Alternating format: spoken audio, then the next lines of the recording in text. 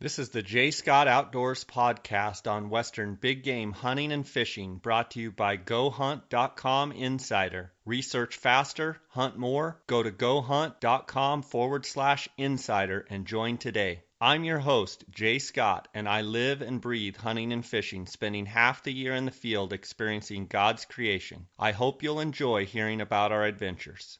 Welcome to the J. Scott Outdoors podcast. Today we have a friend of the podcast, Chris Rowe, and we just had an awesome episode that Chris and I talked about, the video where he shot the bull and thought he had a great hit, but it turned out to be a marginal hit and all of the ups and downs that went with it. The good news is Chris got the bull, got all the meat, but he rode the roller coaster that a bunch of us have ridden, and it was it brought back so many memories watching the video because Chris does not cut anything, and you can see all of the emotions.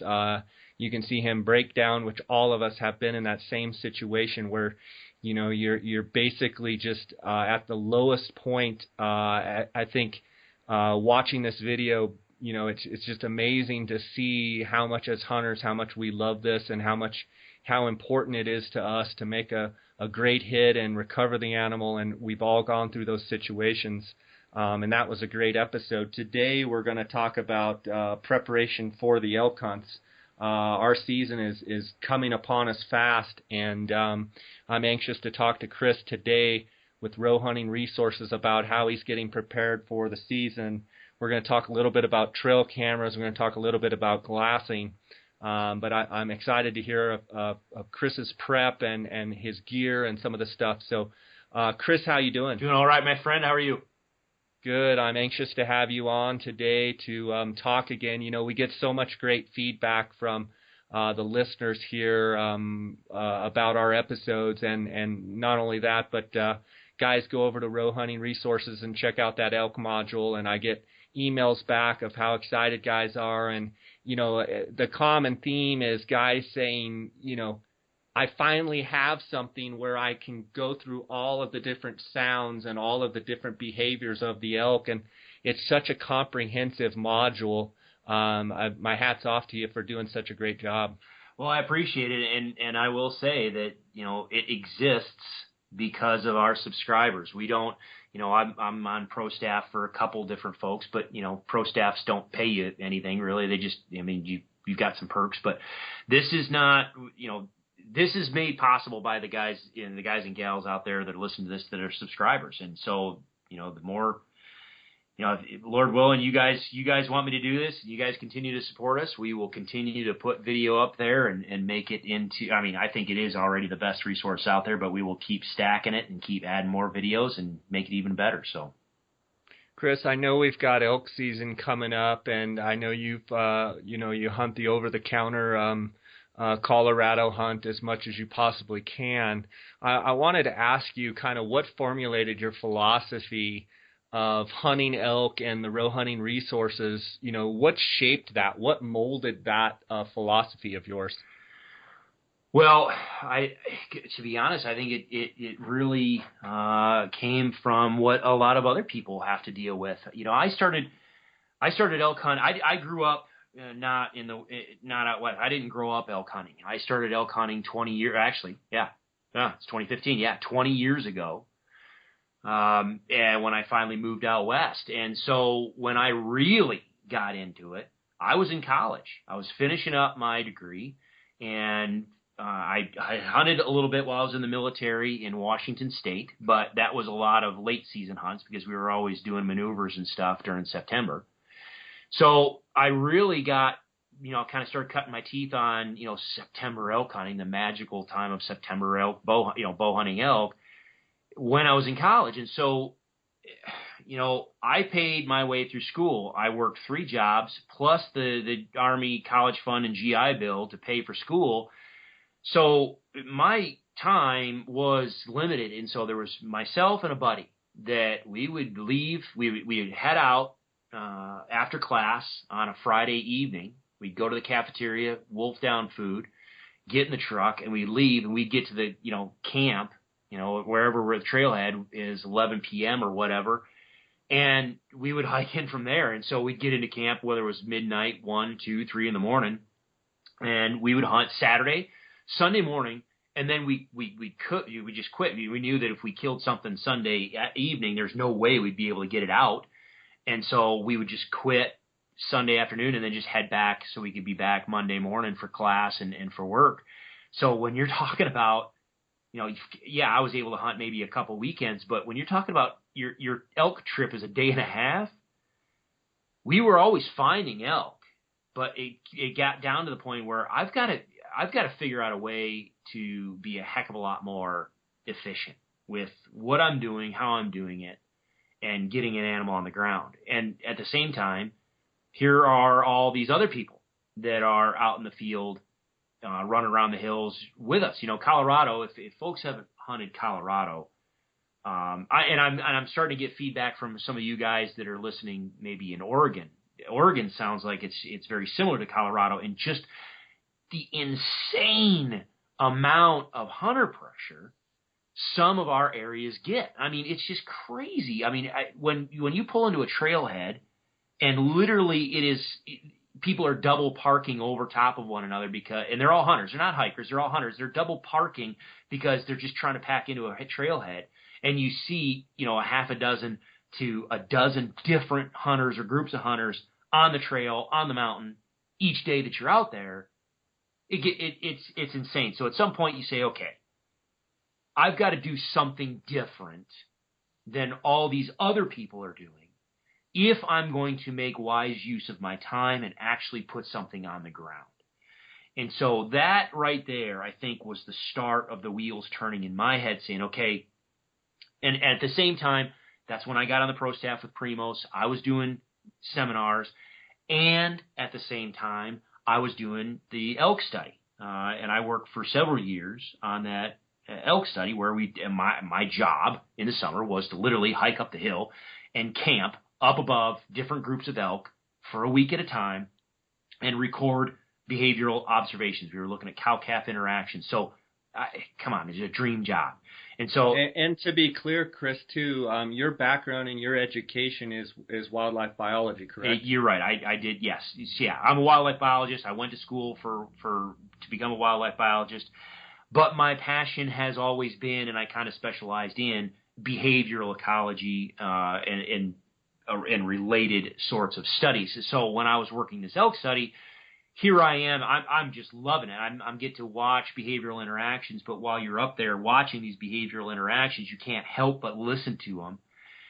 And that's it all just started to meld together. Here I am. I'm watching these elk. I'm watching what they're doing all summer long. I'm listening to them. I'm hearing them communicate. I'm watching the outcomes. Now comes September. I've got very limited time to hunt. I take what I saw the previous summer and say, well, what if I do this? And what if I do that? And what if I did this vocalization that I heard over here? And sure enough, bam, bam, bam, I am now a heck of a lot more successful, a lot quicker than I ever was. And that kind of went, wait a minute. No. This isn't random. This isn't just gibberish. These animals are saying very specific things. I'm using these very specific things with success. What's going on in the winter? I wonder if I can double check that. And so on. That's where we continued our work into the winter, on the winter range. But it was always that core of I'm hunting. I'm solo hunt. I don't normally hunt.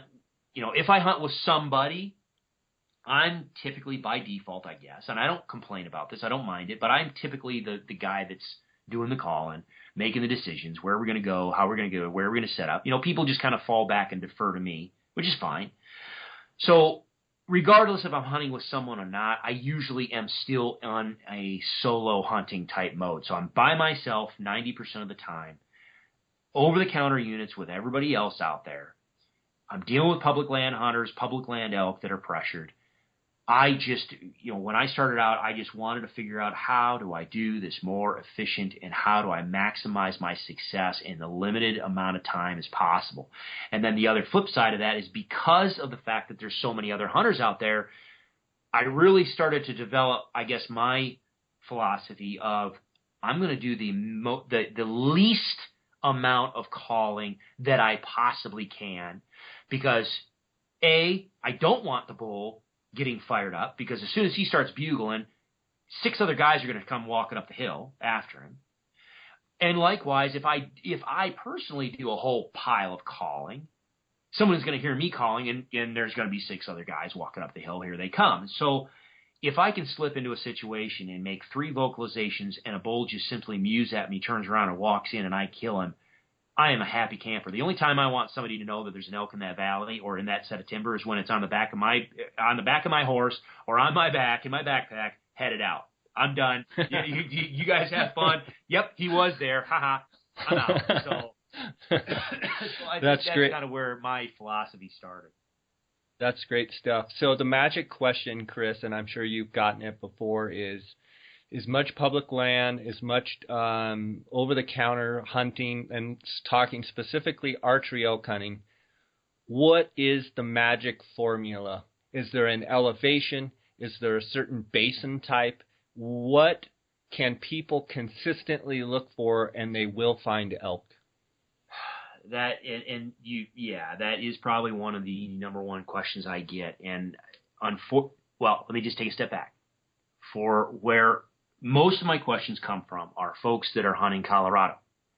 And the unfortunate or fortunate, depending on how you want to look at it, deal is with Colorado, we have such a diversity of terrain and habitat types that to just pigeonhole it, there's no way. There's places where I elk hunt that is at 13,000 feet, way above tree line. But then there's other places that I hunt that is literally between 5,000 and 7,000 feet in elevation, and it's down in the ponderosa pine and oak brush. So there are so many different habitats, and there's so many different opportunities. The first thing I ask folks to identify for me is, okay, where do you want to hunt? Are you very, very physically fit? Are you in great shape? Can you run? And I'm smiling as I say this because we've had the discussion about fitness, and I heard your discussion about fitness. But you need to be in shape, especially if you're going to run the big mountains. But hey, wait a minute. Can you say hate mail? I bet. I just did the podcast with the Gritty Bowman, and yes. Yeah, we've had some fitness discussions, and you're better off. You would be better off saddle lion. Everybody's entitled to their own perspective, and that's I respect everybody's opinion for sure. But if you're going to hunt the big mountains, yes, you do have to be in shape. And so, is that the type of experience that you want? Do you have the physical fitness to do that? Okay, well, if you want to hunt the big mountains, all right, well, Colorado's got them. If you want to hunt, the lower elevation stuff, maybe your family, vacations at, around a certain lake or somewhere, and you're just familiar with this particular area. Okay, start with where you are comfortable and familiar with, because that's in the back of your mind, subconsciously, mental toughness is going to be a big part of whether you're successful and how long you can stay out and how long you can stay with it. So if in the back of your mind you're comfortable with the area and you like the area and there's some sort of connection to the area, it's going to help you in the long run. So figure out where you want to start. And then the next thing that I do is one of two things. I really do look at the statistical data. What does the state wildlife, and I don't care if it's to Idaho, Arizona, Washington, Colorado, New Mexico, doesn't matter. Does your state wildlife agency have data on traditional elk areas? Where's their summer range? Where's their winter range? Where are their calving areas? Where are that type of stuff? In Colorado, we are fortunate. The state of Colorado does make that information available. However, there is also another resource, and it's the Hunt Data CD folks. They don't owe me a dime. I don't owe them a dime. I'm not associated with them. It's just a product I use. They assemble this information and make it available. And so I will look wherever I want to go. I will look at that information. Where are the summer range? Where's the winter range? Where are the calving areas? Those are the 3 things that I focus on. And then I dive in. I start diving in with Google Earth and picking it apart and just seeing what the terrain looks. I'll lay things down and move it around and kind of get an idea what the terrain looks like. and I'll start looking for possible water sources. I'll look for possible feeding areas. I will look for, flat spots on the side of the mountain where there might be a bench or a saddle. Where are the north face, east face, what's the juxtaposition of everything? And once I start realize, okay, this is where they normally summer, this is where they normally winter, these are the calving areas, okay, how do these all connect? How does it lay out on the mountain? From there, it really does boil down to boots on the ground. Now, for those that are hunting from out of state and don't have the physical ability to run boots on the ground, okay, yeah, you're at a disadvantage. But you can pick up a lot from Google Earth. And I do. I spend a lot of time on Google Earth before I ever put a boot on the ground. So, awesome. That's great stuff. I know when I'm looking at new units in new states, the title sponsor of our podcast is GoHunt.com Insider, and they've got some incredible mapping resources and statistical data and temperature data and precipitation totals and such. So it's another great resource. Yeah, I forgot about that. Yeah, no, you nailed it. Precipitation and what's been going on with the rain is great. You're absolutely right. Forgot about that. Chris, I wanted to talk to you today about your preparation for elk season as far as your gear prep and mental prep and some of the things. Can you touch on the upcoming season and in years past, your experience of for some of the guys out there that are maybe new and some of the guys that are advanced, go through some of your elk prep stages? Well, I always like to have options, and I think I'll be the first to admit that sometimes that kind of interferes with my planning, but I always like to have a plan A, my primary, this is what I'm going to do, and if that doesn't work, I've got a plan B. And so for me, I do both. I've got my camper that's on the back of my truck. I will run my camper type setup, and I will hunt from the camper on some of my areas, but I also will hunt some of the backcountry areas. And so that's kind of what I do is I will set up, I'll get my backcountry gear ready to go in my backpack. So if I want to camp, I can just grab the backpack and go. But the same token, I'll have stuff stashed in my truck, water, other food and et cetera in my truck. So if I want to hunt out of the camper. And for me, my prep also hinges on how our season structure kind of shakes out. In Colorado, we don't have it's not fixed on a calendar date. It's fixed based on how the weekends fall. And we always start on the last Saturday of August. Well, that fluctuates. Some years that means it might be August 24th or 25th. Some years it means it might be August 31st. So there's a full week of variability in there. Well, me being the behavior guy, I can tell you that for especially those folks that want to hunt the high country, elk move. They can be highly migratory. Now, some areas, the elk will stay above timberline, up on the alpine, the entire season. And in some places, the pressure from down low in the valley will actually send elk up into the high country. Whereas there are other areas where the elk will leave the high country just because of the way their behavior cycle is and how the cows and calves are up on the alpine. Bulls come in, they split up the groups, and all of a sudden the cows just venture out and they head back, whether it's their calving areas, they drop down in the timber or whatever, they just kind of generally vacate the area. So where I hunt, my high country camp, where the previous episode we were talking about that hunt that I did there and videoed it, that is my high country camp. That's one of my high country camp areas. Well, unfortunately for me, the just normal behavior cycle is that those animals generally leave that area by about anywhere between August 28th to August 31st. They're doing that pre-rut move, and they're moving. So there might be 150 to 200 head of elk up there right now. Come September 1st, 2nd, 3rd, there might be one group, and just the whole place vacates. So for me this year, I'm looking at our start date, which is August 29th. I know that if I pack in to my high country camp, I'm going to be catching the tail end of that pre-rut move. And so I'm going to have the ability to capitalize on any opportunities that are presented within that first weekend. And this year, I'm fortunate my brother is actually coming out. He's just getting into hunting. We've never hunted together before. We've never gone on a trip like this before, but we've always talked about it. And so this year we just, like we were talking about before, we just finally, you're never going to find time to do anything. You just got to make the time. And so we just said this year, we get a piss or get off the pot, and we got to make it happen. So he's going to come out and he's going to run the hills with me. He's not going to hunt. He's just going to come along with me. So he's from Virginia. So, he's at 200 feet elevation.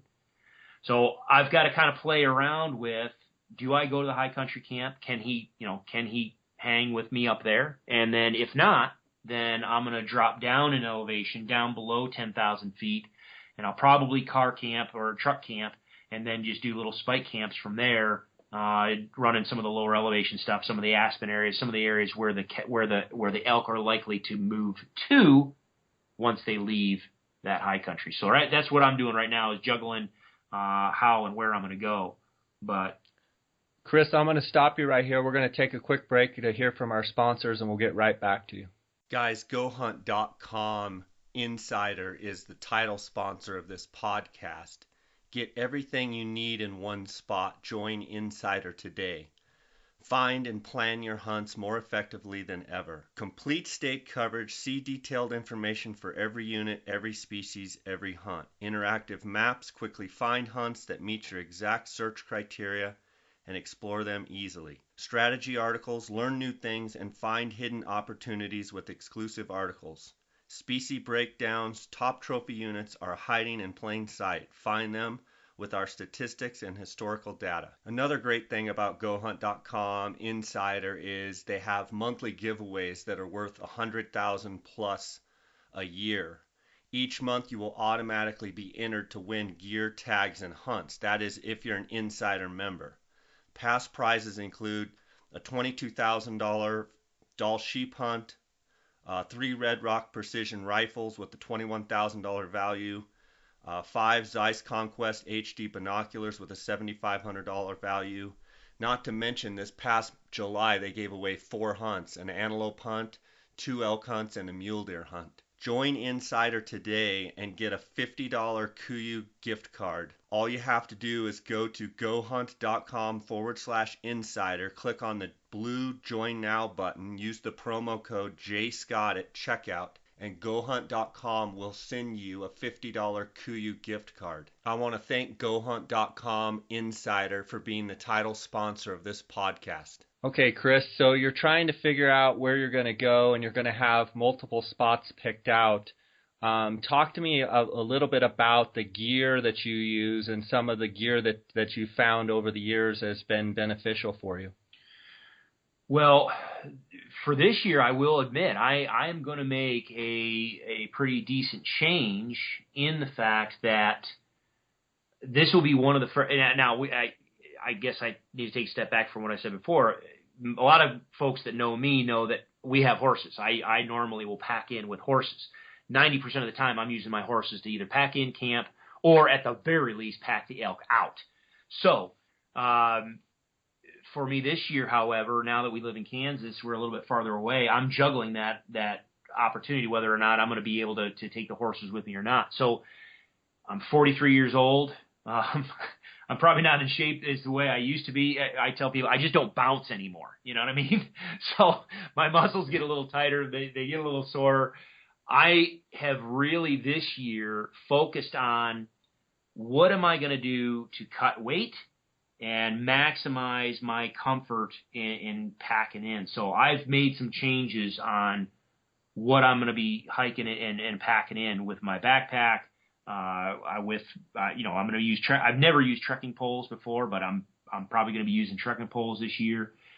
The backpack that I'm going to switch to this year, it's an expensive one. It's the Kafaru. I'm going to use the AMR. They've got piles of different backpacks, and we can talk about that in the future if you want, or people can private message me. But I've got a backpack that's very, very lightweight, but it is extremely, extremely comfortable. And I think one thing that I know, and I've told my brother this too, the older you get, or if you're just not in shape, cutting weight is good, every ounce that you put on your body is you just, over time is just going to wear on you.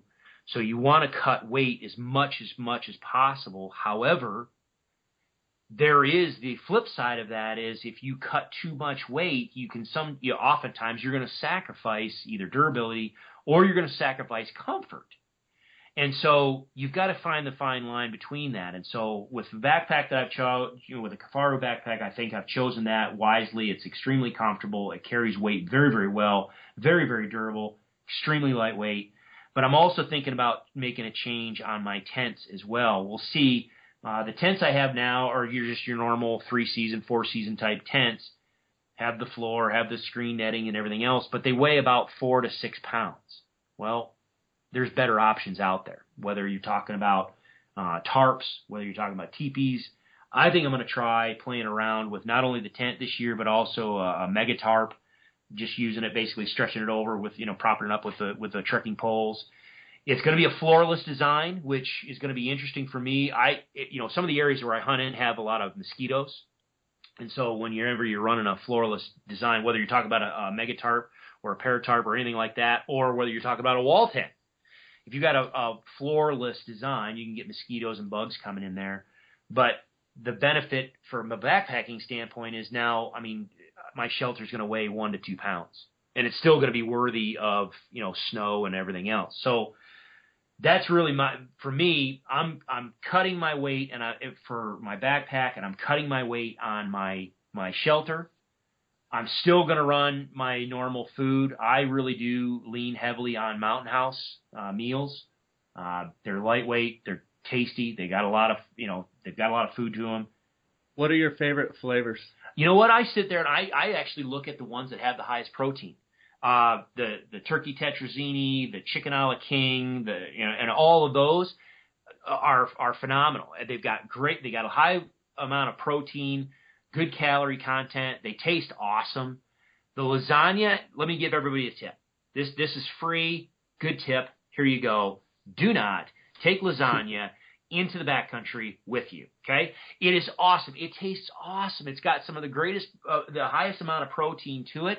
But I don't know what they use for their cheese. But their cheese could be used as industrial strength glue to glue the heat tiles on the bottom of the space shuttle. Okay? You mix that up with your fork. You're not getting your fork clean. You're just not. It's a nightmare to clean. It's tasty. It's a nightmare to clean. So I stick with the chicken, turkeys. Their macaroni and cheese is pretty good. So they're, beef stews and all that type are good. I try to pick the ones that have the highest protein but lowest sodium. And, there's people that rag on Mountain House or Backpacker's Pantry or, go low. I don't know. It's always worked well for me. If you look at it and you say, okay, it has 20% or 30% of your daily allowance of sodium intake, and then you realize there's 2 or 2.5 servings in that pouch, you go, oh my gosh, you're 60% of your sodium intake. Well, the way I look at it, maybe I'm not a nutritionist, I don't know, but I look at it from a standpoint, it's 60% of what you could have. So I don't know. I like Mountain House. They're lightweight. They fill me up. They energize me. I do take a protein powder supplement with me. I'm a firm believer in just I don't care whether it's Wilderness Athlete, Mountain Ops, whether you get the stuff from Walmart. I don't care where you get it. Everybody has their own personal preference. I think one of the things that people need to do, especially if they're going to be on an extended backpack trip and they're just wearing themselves down, take some protein powder, take some protein supplement, because the more you're using your legs, especially if you're not in the uber fitness, you're tearing down your leg strength and your stamina every day.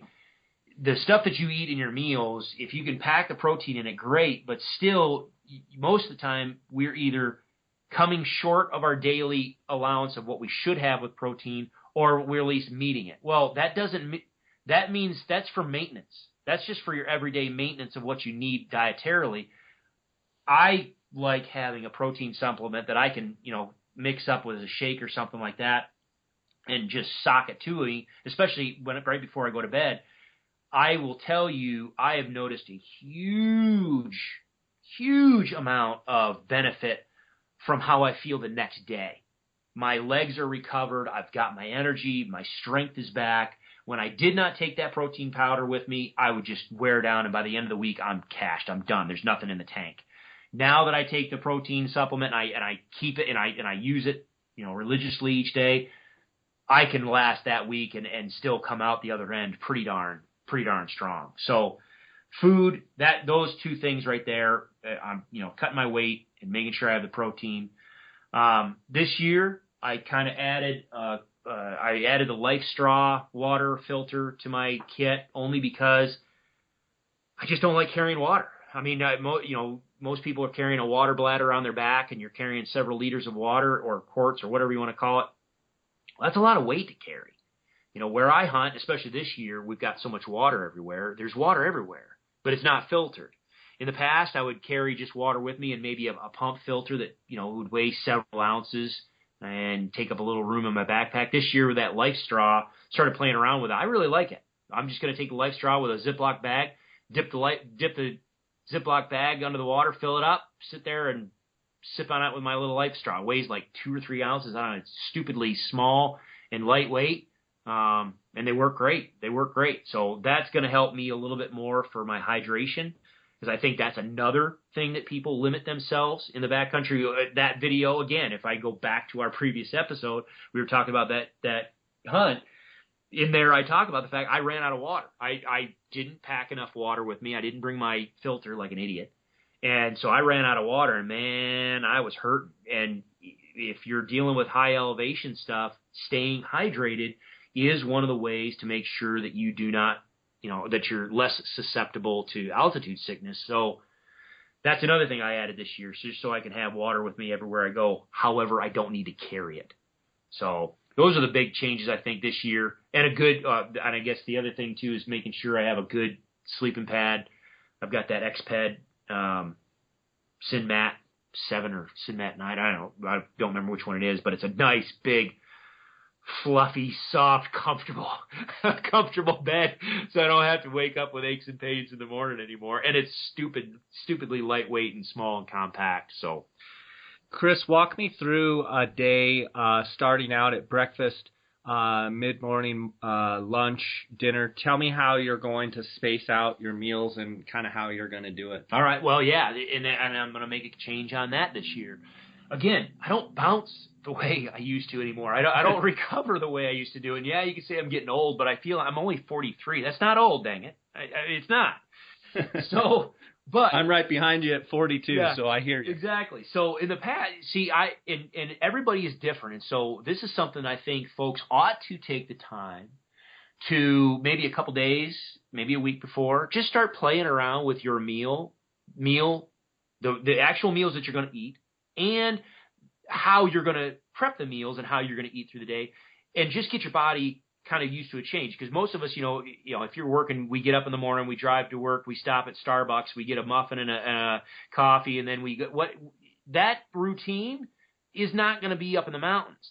Well, our body gets used to a routine, whether we're talking about our business in the bathroom or whether we're talking about our energy cycle and our blood sugar cycle. So play around with your change in diet and what you're going to do up in the mountain at least a few days before season, and get yourself used to it and see how your body acclimates to it, and just play with it. So I am actually going to make a change this year a little bit, because I am not a person that usually, when I wake up in the morning, I don't usually have a big breakfast. I'll have a smoothie. My wife makes them now. They're awesome. Just fruit and yogurt and protein. I mean, it's awesome.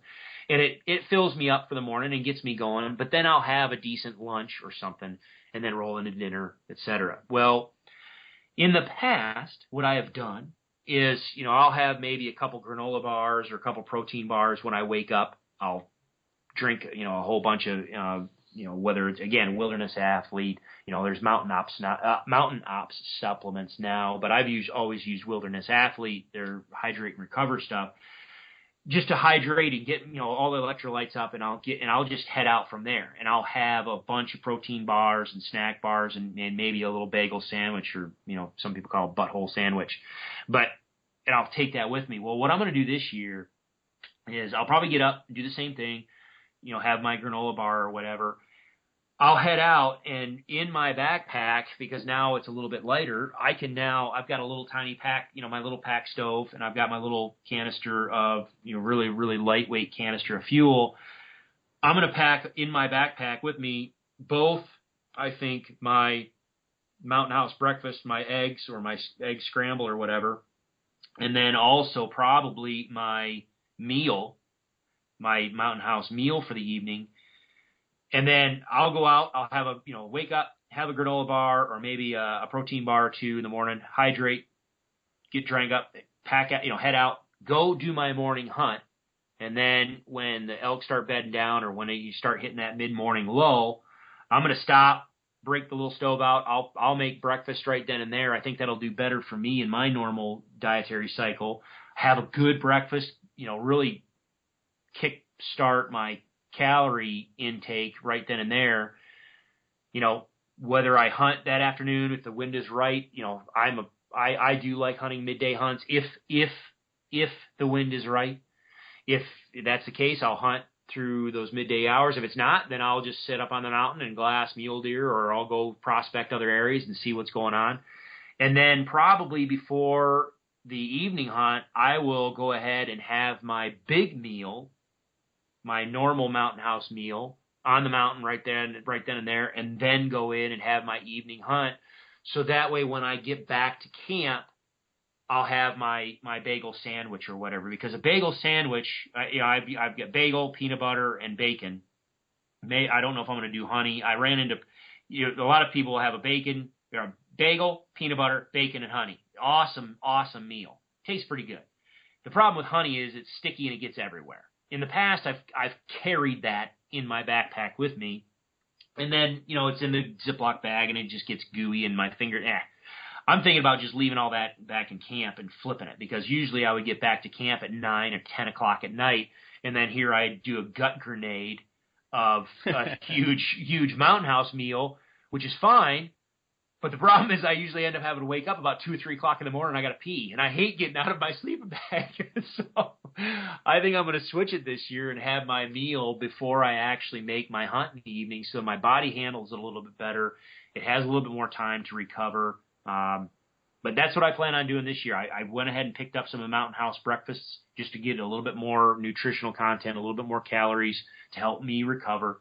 And I'll save my sandwich and my protein shake for the evening when I want to recover after the long day. Yeah, I'll be interested to see how it works for you. I want to shift gears a little bit, unless you think there's more that you want to tell us about getting ready for the season. I want to shift gears to glassing. Sure. And glassing bulls, and why. Sure. Well, you and I talked about this briefly, before, and actually I've listened to a couple of your previous podcasts, one with Stephen Ranella, and then I think it was the A3 hunts on the bull, that giant bull that they just killed. You guys were talking about glassing, and it was kind of interesting because that was at the exact same time I was editing the video that we talked about in the previous episode, the High Country Redemption, because in that episode, me glassing that bull was a big part of the success, or the calling strategy that I was going to choose.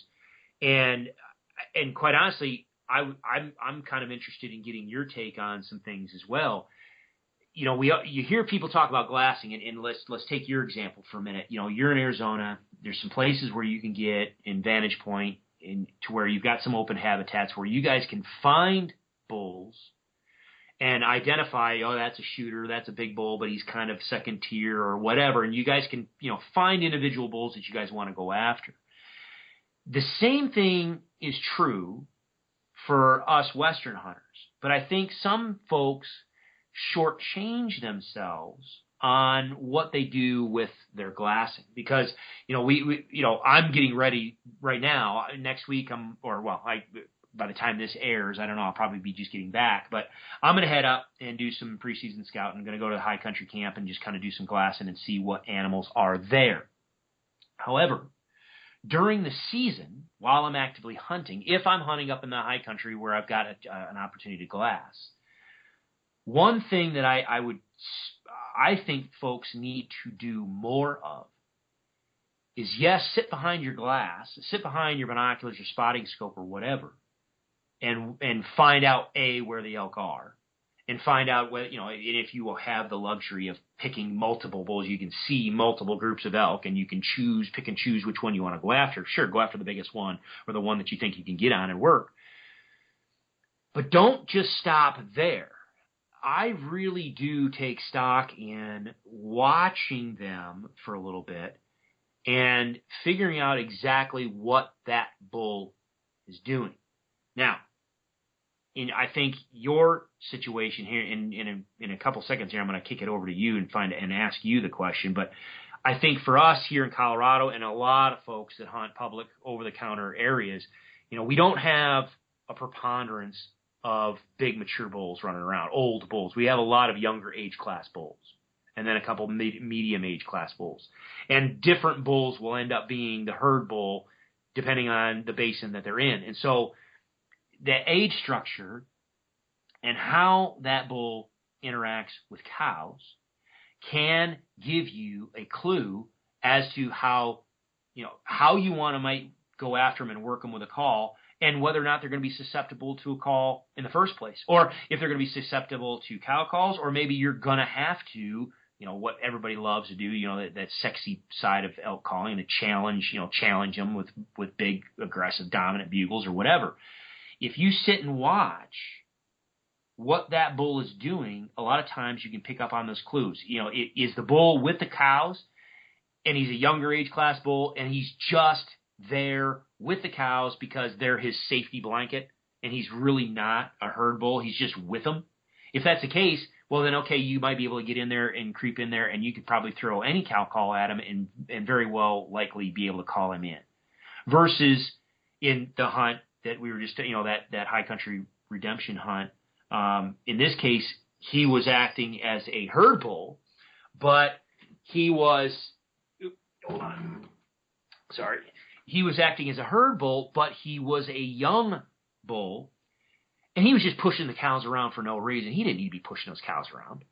But so he was pushing them, he was eager, he was interested, he was all hyped up, but he was also off on his own every now and then, and he didn't mind being off on his own. Well, that told me right then and there, oh yeah, this bull is killable. I mean, I can call that. You get in there, you get in close, you throw him a targeted strategy of cow calls, and that bull is dead. Whereas there's been other times where I'll sit and watch bulls, especially if you find those big mature bulls and he's a herd bull, he's barely bugling, he's just feeding, he's maybe making the rounds of his cows, he's not chasing anybody, he is locked down with those cows, he's letting those cows do whatever they want to do, and he ain't leaving them. Well, if I see a bull like that, well, now I know my work's going to be cut out for me, because I'm probably not going to be able to call him away with cow vocalizations. The cows he's with are probably not going to want to be around other cows, and so they might be call shy. I might have to be very strategic in how I approach that group, whether I need to use bugles to engage them. If you sit and watch and spend some time watching their behavior, I think you can really cut down your learning curve on what you need to do when you do finally get over there. So my question for you is, in Arizona, what you guys do you do that kind of same thing, or because you guys deal with a situation where you've got mature bulls everywhere? So how much do you pick apart the behavior of that bull versus big antlers, he's a shooter, let's go? I'm going to answer that right after the break. Let's hear from our sponsors.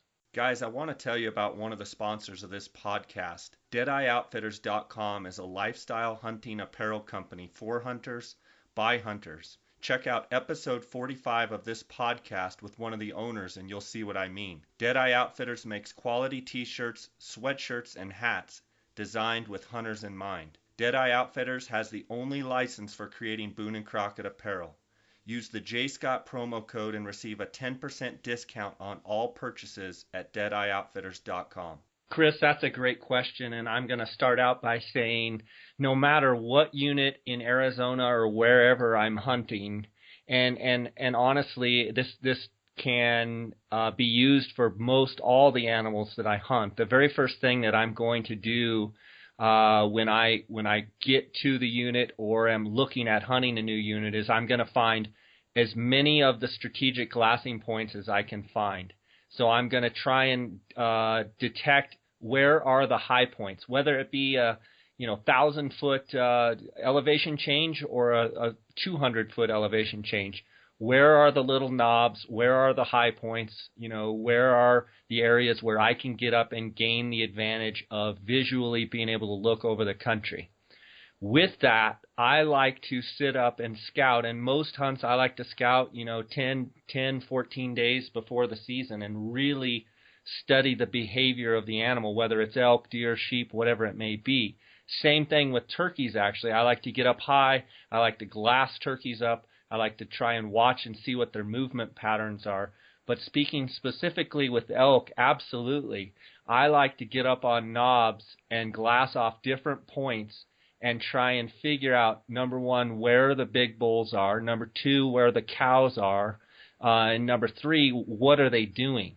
And absolutely look at the behavior of the elk and, look at where they're going in and out of the trees, which way do they come to the water in the evenings, where are they bedded, where's their direct line between them and the water, because a lot of times, the units that I hunt are limited to stock tanks, and it's amazing how they'll get up out of their beds, and sometimes they'll just make a direct beeline for that water. And so as I'm glassing, I'm making mental notes of all of these different behaviors, specifically talking about bulls and how those bulls behave.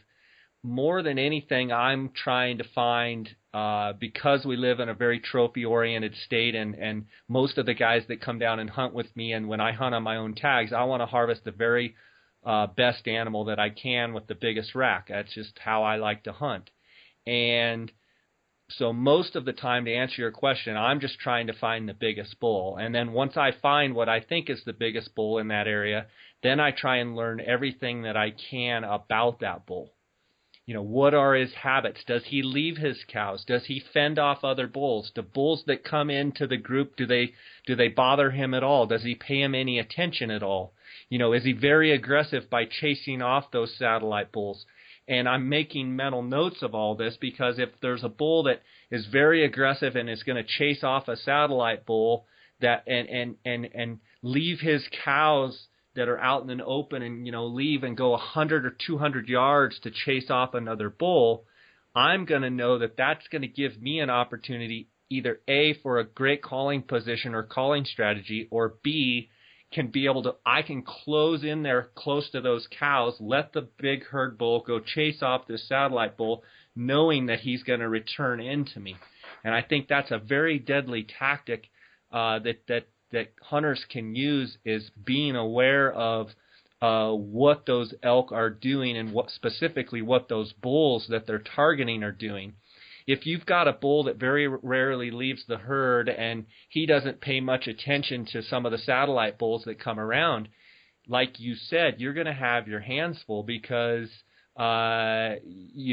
if he's not going to leave that group, you're going to have 26 eyeballs looking in your direction. Yeah. You're going to have 26 noses being able to smell you, hear you, what have you. So absolutely interesting. Back in 2012, my client had already filled out, and I bumped over to help Dar in the same unit. We were camped out of the same camp, and I was up on a knob, and I had witnessed the 7x7 bull that they had killed a couple nights previous, and he was all by himself, and he was kind of raking a tree, but not real aggressive, and he was kind of feeding. And that same morning, I saw a bull that was much bigger than, and the bull ended up being a 380 type of a bull, 7x7. But there was a bull that was bigger, and it was interesting to watch the behavior of the 7x7 was in the opening with the cows and bugling and, acting like he was the show. And all of a sudden, this big 6x6 cracks out into the opening and literally looks like a Tyrannosaurus Rex. I'll never forget, like, in the movie Jurassic Park, when he bugled, that 7x7 basically just, tucked his tail and just scampered out the back towards the trees. And Dar ended up calling that bull straight in, I want to say a day later, and it just goes to show that, that bull was not the dominant bull. The 6x6 was, but that 6x6 obviously had kicked him off of the cows, and that 7x7 became vulnerable. Yes, he was not the dominant bull in the herd, but he was callable because he still wanted, the smell was in the air, and he definitely wanted to pass his genes along. So that bull became very vulnerable. Yeah, and it's a great example we talked about before. Is there's some bulls are lovers and some are fighters, and people. I don't want to rag on it, but because it's a deadly tactic. Excuse me, but some people that want to challenge a bull and go in and bugle at him, that's fine. If you find the right bull that's going to stand his ground and say, "Oh, I don't think so," well, yeah, you can get him to come in and at least get between you and his cows and offer you a shot. But like you said, there's a 7x7. He's a giant. One bugle, and he's like, "Whoops, I'm out of here. Bye-bye." Yeah, he's off and running because size of rack doesn't always mean dominance, as you know. You can have an old 5x6 that's an old bull that's just a big body bruiser, and I think it's very important. I think you bring up a good point. I think more people across the West, no matter what state you're hunting in, if you spend more time observing, I think you talk about efficiency. It gives you a much better feeling of behavior, and it gives you a much better chance to efficiently get in and harvest that bull. Now, there's some areas that are too thick, and glassing isn't an effective tool, but I would argue that most of the states, with the exception of, maybe Oregon, Washington, where you've got really, really thick timber, if you can just use the discipline of getting up and spending more time glassing than more time running around and calling and chasing bugles, I think you're going to be much more effective. Well, and in my own hunting, I have become more efficient and more effective. And I said this on another previous podcast. There are mornings when, with a client, we will not even be engaged on the valley floor in the trees. We will be up on a knob with my client sitting next to me with his bow, not even having a chance to shoot an elk that morning. But what we are doing is trying to figure out exactly where we can jump in there and attack that bull. And it all comes down to strategy. And sometimes it takes discipline to resist the urge to want, they're down there screaming, to resist the urge to want to go down there and chase a bull. If you're targeting a specific bull, there are times when I would rather be up high watching to see what he's doing, see where he goes and beds, so that evening we can make a targeted strike and be right there in position where that bull comes out. Yeah, and I think you nail that. See, the beautiful thing, if people have, I know that they have. Folks that have listened to your other podcasts. You are a big Coues whitetail hunter, and you spend a lot of time behind glass, especially for your sheep hunts and your elk hunts and stuff. So you've learned that discipline of how valuable sitting behind glass is. And I think a lot of high country mule deer hunters have learned that because they spend a lot of time behind spotting scope or binoculars, because they have to figure out where that deer is going. When is he getting up? How is he traveling? Where is he traveling? Why is he traveling? Because that's the only way that you got to get in there, sneak in and ambush him and figure out how to close the distance. There's really, that's what you've got to do. So you kind of have to figure out that pattern. Well, I think some elk hunters, whether we're talking about 13,000 feet above timberline or whether we're talking like you're talking about, I've got some places down south that are, maybe 8,000 feet elevation where I can do the same thing. I don't think some elk hunters, especially folks that are coming from back east or out of state or whatever, that are just coming out to elk hunt, that have never never used a lot of optics, you can miss the boat a little bit if you don't just take a little bit of time and watch what they're doing. Now, with that being said, I am not the guy that goes up during my elk hunts with a spotting scope strapped to my back. I don't. I've got my 10 power binoculars, and that's all I need. I really don't care. For me, I'm looking across the valley. I don't care if he's a 5x6 or a 6x6, or if he's a 6x6 or a 6x7. I don't care about a little secondary. What does he have antlers? Does he look like a 4-year-old bull? That's kind of my I guess my benchmark. Is he a bull that can control cows? Yes. Okay. Then I'm interested in going after him. At that point, I don't care what his antler quality looks like. I don't need to pick apart his size. I want to just sit there and say, okay, what is he doing? Why is he doing it? Where is he doing it? And just take a little bit of time of sitting behind a set of binoculars. So I don't want folks to think that, and I don't mean this to contradict what you just said or disrespect what you just said. For me, I don't necessarily sit for day after day after day watching the same group of elk. I will sit and watch them for maybe 30 minutes, an hour, 2 hours before I go after. But at the very least, do something. Sit and watch them long enough to get a feel for what they're doing and how they're doing it and how that bull is interacting with those cows, because it can really, really make your effort much more successful if you know what you're getting into before you get there.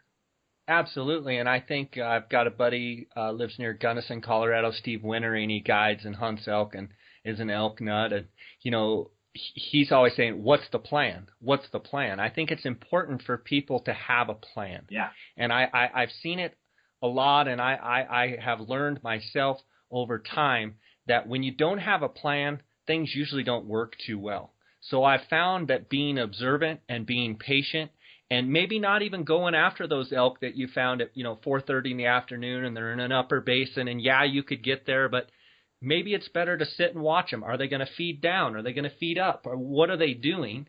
So that maybe in the morning you can go, okay, I think they're going to be right over here. Here's what our plan is, and make a plan of attack. I think a lot of people just fix bayonets and charge in, and we in 2011, I was guiding a hunter, Todd Brooks, out of Nevada, and a friend of mine, Cody Nelson, had found a really big bull, and we were hunting a completely different area that morning. And when we came back to camp, Cody's like, I found a big bull. And so he took me out to the point, and he's like, okay, right here, right there, they were bedded right here. I bet you if you get over here on these rocks that you'll be right across from them, you'll be able to hear them, and then make a plan from there. So I said, how big? And he says, it's big, Jay. I don't know how big. I said, how big? And he says, it's 370 plus. It's a big bull. And so we got over on these rocks, speaking of a plan, and we were above them, and our idea was just to sit there and see exactly where they were. And they turned out that they were right where Cody said. And so the bull started kind of feeding uphill, and the cows were milling around. There were a few little satellite bulls, and I made a huge mistake that evening. And the mistake was the bull was right there, and he was right there below us, and I could see him. But what I realized was he was a giant bull. He was a giant, typical 6x6 giant bull, and 400 class bull. And I kind of gave Cody a little bit of a hard time about the bull, because I said that thing's a monster. And Todd and I were looking at him off the rocks at probably 250 yards with 10 power binoculars, and he was a giant. Well, I got a little bit impatient because I thought that we could make a move. I stayed where I was. Todd went around the rim rock because the bull was kind of working through the only grassy chute. And those elk started feeding through there, and Todd got over there, and I'm just sitting there watching this whole thing. And I said, if you can get to that rock, and if that bull hasn't crossed through, he will walk right through there and you'll get a shot. Well, we didn't exactly take into consideration when he got over there what the wind would be doing, what potentially could happen if he spooked. It was an opportunity where we thought, this is a giant, let's go. Looking back, I probably should have just watched him that evening, figured out where he was going to be the next morning, and make a better plan. Well, So Todd gets over there on the rocks. The bull's feeding up. The cows have already fed through the thing. Everything's working perfectly. Guess what happens? The wind shifts. The wind shifts. The bull spooks. All the elk spook out of the basin, going in every direction. And I watch the bull go change directions, come and go right by me and go into another basin. Just ran right underneath me and changed complete direction. Todd and I met up in the dark, and then the next morning I went the direction where the bull went. Well, we zigged and the bull zagged, and to make a long story short, another outfitter was in there with actually his son that we didn't know. We didn't even know they were in there, and we didn't know they were in that specific area. We had seen them earlier in a different area, and we zigged and zagged that morning. The bull actually doubled back and went where all the cows went, dumb me, and they killed the bull, and he was like a 408 or 409 typical giant bull, and that just goes to show that we didn't make a plan. I rushed it, and we made a plan that was not efficient, and I found with big animals, well, with any animals, a lot of time you have to have a plan, and you have to think all aspects through, and then you have to try and carry out the plan as best as possible. And sometimes it takes discipline to back off of something if you know that if the plan fails, that it's going to really disrupt and screw up the whole deal. So I think there's a lot of lessons to be learned, and I'm sorry for the long example, but I think it's important to have a plan to try and be as efficient as you can and use your optics to study the behavior of the animal that you're going after. Yeah, and the two things with that sparked my thoughts while you're talking is the other thing too that you can pick up on if you take a little bit of time and watch. A lot of times you can pick up on what is the wind doing down there or over there, or for like high country elevation areas. Sometimes in the fall, the willows, the subalpine willows, will have their little pussy willows or little fuzz or whatever, and that'll be floating in the air. A lot of times you can actually see the little white fuzz. I mean, from all the way across the valley, there fuzz, there it goes. You can just watch it drifting. You can watch it moving, and you figure out where things are going. Man, there's some. I know for a fact in the past, because I'll be honest with you, I am guilty of being one of those guys that likes to just go fix bayonets and go. Because and I've done it a million times too. Trust me, it's trial and error. I've done it. I love to call, and so I'm like, I see him, he's dead, go. And so, but there's been some times where, man, the best route I'm looking at the terrain. I'm like, man, I can go right across that bench, cut up through those rocks. I can hit behind those trees, and I could just go, and I can close the distance, and I can get within 80 yards of them. And they'll never have a clue. Wait a minute. Oh, no, the wind's blowing right at them. And so I could have run all the way across that mountain only to get there and go, crap, the wind's at my back. Now what? So, yeah, having a plan, it makes it so much better. And I think, that kind of ties into something else we talked about earlier about, and this is previously and a little earlier today, is the fact that, with calling, I talk about the targeted strategy all the time, and folks watch the videos in the strategies and action section. I'm almost always, not always, but I'm almost always using a targeted strategy. Why? Because it's a solid plan. It makes sense on what you're saying, why you're saying it, how you're saying it. And because you have a good plan, you have the confidence to let it work. And if you have the confidence to let it work, a lot of times it will work. And it gives you a lot more better efficiency in your calling setups, a lot more success in your calling setups. Yeah, it all goes hand in hand together. So, yeah, people need to just slow. I think sometimes just slow down. Yep, slow down, get a handle of what's going on, and then go with purpose. Yeah, and I will add that Todd ended up harvesting a nice 7x7 that went a little over 370. So he ended up, having a great hunt and harvesting a great bull. But I look back at that opportunity of him being able to harvest that bull, and I honestly believe that if we wouldn't have blown it that night, I honestly believe we could have killed him the next morning. Obviously looking back, it's easy to armchair quarterback it, but I would have definitely done things differently. Sure. Chris, I want to thank you again for being on with us. This was a great episode, and I look forward to seeing how your elk season plays out, and I wanted to give you a chance to let the J. Scott Outdoors podcast listeners know how they could get a hold of you, how they could follow your stuff, and tell them about the Row Hunting Resources elk module. Yeah, so the best way to get a hold of me is either through our website, and that's just www.rowhuntingresources.com, R-O-E, huntingresources.com.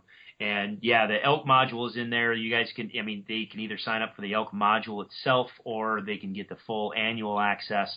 And like I said before, all of your listeners, if they go to sign up, if there's a little promo code and coupon code box in there, if they just put in there J Scott Podcast, all one word, it'll knock 20% off of the subscription. So for the elk module it's $20, and for the annual it's $40. But that's always, that's where the bulk of the comprehensive stuff is. But we also do have our YouTube channel, which is just Row Hunting Resources. If I hunt this year in places where I do have good cell coverage, which might be the case, we'll usually run our sweep feeds, and I'll have daily updates of what's going on, what we're seeing, just general stuff, almost kind of like a live mobile hunt type deal on our YouTube channel. And then they can get, we've got our Facebook page, just Row Hunting Resources, and Instagram and that type of stuff. So yeah, no, by all means, get a hold of me if you guys got questions, or definitely sign up and log on to the elk module, because I think there's a pile of information there that people could benefit from, especially right here before season. Yeah, it is single-handedly the best elk resource there is available. I can attest to that. Chris doesn't pay me a dime. We're friends. I see the value in what he's doing. I've been a subscriber for years, and I love all of the cow vocalizations, the bull vocalizations, but not only that, the targeted strategies and the videos describing what sounds are being made and why those sounds need to be made, and how you take that to another level of situational, where the camera is with you. You're showing the entire sequence from start to finish, so you get to see all of the timing and everything with that call in, from the very first time you call to the bull's response, till the time when there's nothing going on, to the time that, okay, the bull responds again, you call again, whatever's happening. I think guys can really learn from it. I know in the previous episodes when listeners have signed up and subscribed, I've gotten a bunch of emails back saying how much they really like the Row Hunting Resources elk module. So hats off to you for creating such a great resource. And until I talk to you next time, buddy, God bless, okay? Absolutely, you too, and look forward to seeing how your season kind of shakes out. So it's going to be exciting. I've got a hunter in Unit 9 for the archery hunt. He's from Oregon. He's killed a bunch of bulls with his bow, and this is what he tells me his best opportunity to harvest his biggest antlered size bull, and he is sounds like a great guy. I look forward to meeting him, and we've had great moisture in Arizona, and all indication is that our season is going to be good. The cow should be fat and sassy. The bugling should be good. So it's going to be a great time, I believe, in Arizona this year, and I think some really nice bulls are gonna be harvested. And we went from last fall and into the winter with a real dry winter and mild winter, and thinking that potentially antler growth could be rough, but we had great spring rains and summer rains, and so anticipation is high for this 2015 season. So, Chris, I'll talk to you after the season, and thanks for being on with us. Absolutely. All right, buddy. You take care. You too. Thanks for listening to the J. Scott Outdoors Western Big Game Hunting and Fishing Podcast, brought to you by GoHunt.com Insider. Research faster, hunt more. Go to GoHunt.com/insider and join today.